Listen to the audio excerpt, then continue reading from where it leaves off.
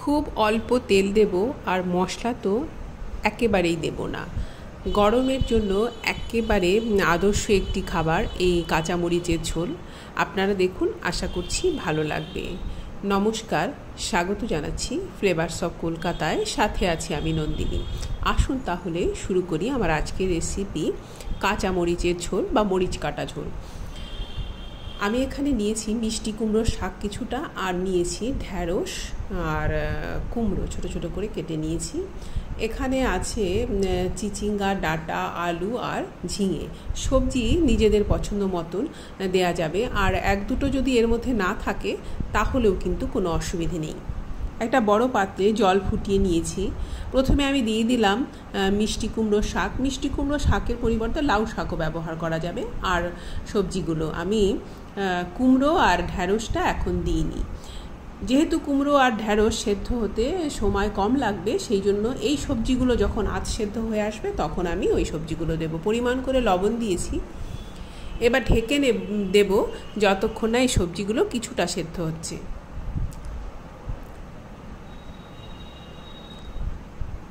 এই গরমে খুব বেশি তেল মশলা দেয়া খাবার খেতে কিন্তু আমাদের একেবারেই ভালো লাগে না। আমরা আমডাল খেতে খুব পছন্দ করি। কয়েকদিন আগে আমডালের একটা রেসিপি শর্ট ভিডিও আমি আপনাদের সাথে শেয়ার করেছি। এই খাবারটাও কিন্তু, এই রেসিপিটাও কিন্তু এই গরমের দিনের জন্য খুব ভালো। আমি যেভাবে বলবো সেভাবে বানাবেন, দেখবেন ভালো লাগবে। মিষ্টি কুমড়ো ঢ্যাঁড়স দেওয়ার পরে আবারও কিছুক্ষণ ফুটিয়ে নিয়েছি। এখনই কিন্তু পুরোপুরি সেদ্ধ করব না, 60 to 70% সবজিগুলো যাতে সেদ্ধ হয় সেইভাবে সেদ্ধ করব। সবজি সেদ্ধটাকে নামিয়ে রেখে আমি এখানে কড়াতে দিয়ে দিলাম কিছুটা পরিমাণ সর্ষের তেল। বাস এইটুকু তেলেই কিন্তু রান্নাটা হবে, আর কোনো তেল দিতে হবে না। দুটো শুকনো লঙ্কা ফোড়নে দিয়ে দিলাম। শুকনো লঙ্কা দুটোকে লাল লাল করে ভেজে নেব। এবার দেবো 1 চামচ পরিমাণ কালো জিরে। কালো জিরে খুব বেশি সময় ধরে ভাজতে হবে না। এবার দিয়ে দেবো চেরা কাঁচা লঙ্কা। বেশ করে কয়েকটা কাঁচা লঙ্কা দিতে হবে, যাতে এই খাবারটা মানে এই ঝোলটা একটু ঝাল ঝাল হয়। এই রেসিপির নামই কিন্তু মরিচ কাটা ঝোল, কেন এটাতে আর কোনো মশলাই পড়বে না, এই লঙ্কাটাই একটু বেশি করে দিতে হবে। আর এখানে আমি চিংড়ি মাছ লবণ হলুদ মাখিয়ে দিয়ে দিয়েছি।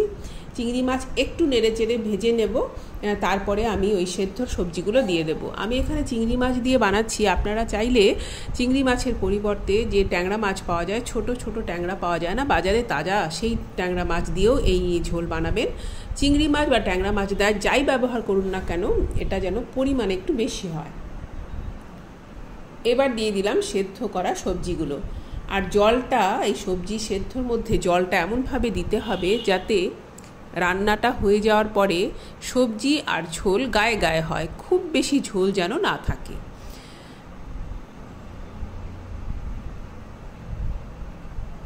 সবজিগুলো তো আমি পুরোপুরি সেদ্ধ করিনি, সেই জন্য এখন অনেকটা সময় ধরে ফুটিয়ে নেব। খুব অল্প করে একটু 1/2 চামচ পরিমাণ হলুদ গুঁড়ো দিয়েছি। এবার অনেকটা সময় ধরে এই সবজির সাথে মাছ সব কিছু ফুটিয়ে নেব। এই রান্নাতে লবণ আর ঝালটা যেন ঠিকঠাক হয়। ঝালটা একটু বেশি বেশি হবে, আর লবণটাও একটু বেশি বেশি করে দিতে হবে। যেহেতু কোনো রকমের মশলা ব্যবহার করা হচ্ছে না, ঝাল আর লবণ ঠিকঠাক না দিলে কিন্তু খেতে ভালো লাগবে না। বেশ অনেকক্ষণ সময় ফুটিয়ে নেওয়ার পর এখন সমস্ত সবজিগুলো সেদ্ধ হয়ে গিয়েছে। এবার আমি এখানে দেবো 1/2 চামচ পরিমাণ চিনি। চিনিটা অপশনাল, আপনারা না চাইলে নাও দিতে পারেন। একটু মিষ্টি দিলে ভালো লাগে। ঝালটা কিন্তু খুব বেশি করে দিতে হবে, আমি আবারও বলছি।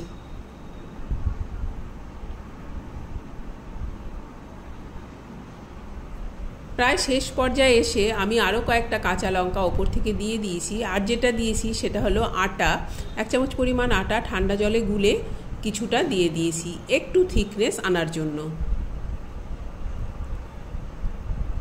আটা দেওয়ার পরে আবারও বেশ কিছুটা সময় ধরে আমি এই ঝোলটাকে ফুটিয়ে নেব।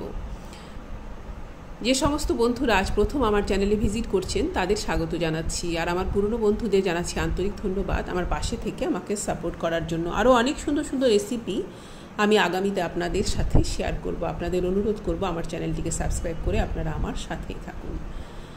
আটা দিয়ে আমি বেশ অনেকক্ষণ ফুটিয়ে নিয়েছি। এবার আমি ফ্লেমটাকে অফ করে দেব। তৈরি হয়ে গেল মরিচ কাটা ঝোল বা কাঁচা মরিচের ঝোল। আশা করছি আমার আজকের রেসিপি ভিডিও আপনাদের ভালো লেগেছে। আজ এই পর্যন্তই, ধন্যবাদ।